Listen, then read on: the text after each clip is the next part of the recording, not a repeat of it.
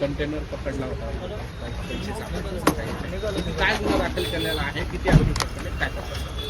आरती police स्टेशनमध्ये दिनांक 9 जानेवारी 2026 रोजी फिर्यादी संदीप पाटील याच्या फिर्यादीवरून एक गुन्हा दाखल केला।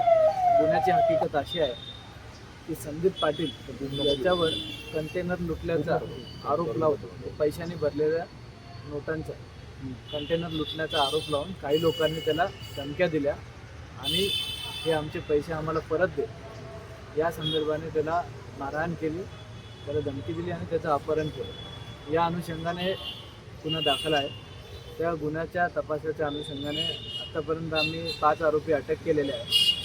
5वा आरोपी विराट गांधी हा आज रोजी आम्ही अटक केला आहे। त्याचं 28 तारखेपर्यंत आम्हाला पोलीस कोठडी मिळालेली आहे। संपूर्ण घटनेचा तपास सुरू आहे।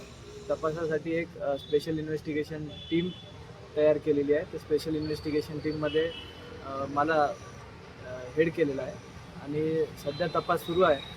संपूर्ण घटनेचा आम्ही सखोल चौकशी करतो आहे आणि येत्या काही दिवसात संपूर्ण प्रकरणाचा आम्ही तपास करून सर्व आपल्याला डिटेल माहिती कळवू। सर, हे प्रकरण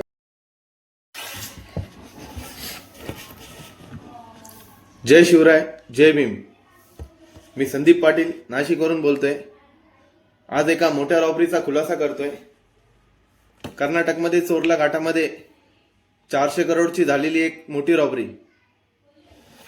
16 ऑक्टोबर रोजी चोरला घाटामध्ये रात्रीच्या वेळेस 2 कंटेनरमध्ये 400 करोड रुपये जे गोव्यातून कर्नाटक मार्गे बालाजी ट्रस्टला जात असताना चोरला घाटात रात्रीच्या वेळेस लुटले गेले। त्यामध्ये 2000च्या जुन्या नोटा होत्या।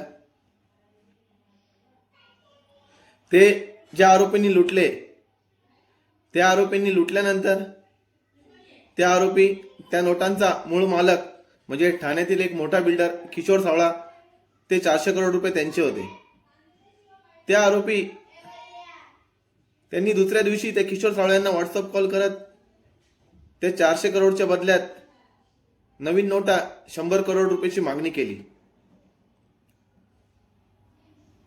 तर त्या आरोपी जे होते ते किशोर सावळ्याला 100 कोटीची मागणी हे माझ्या नावाने करत होते। म्हणजे किशोर सावळ्याला व्हॉट्सअप कॉल करत सांगत होते की मी संदीप पाटील आहे, हे तुमचे कंटेनर 400 करोडचे मी लुटले आहे, तुम्हाला हे तुमचे जुन्या नोटा 400 करोड पाहिजे असल्यास तुम्ही मला नवीन नोटा 100 करोड रुपये द्या। त्यावेळी त्या आरोपी काही दिवस फक्त किशोर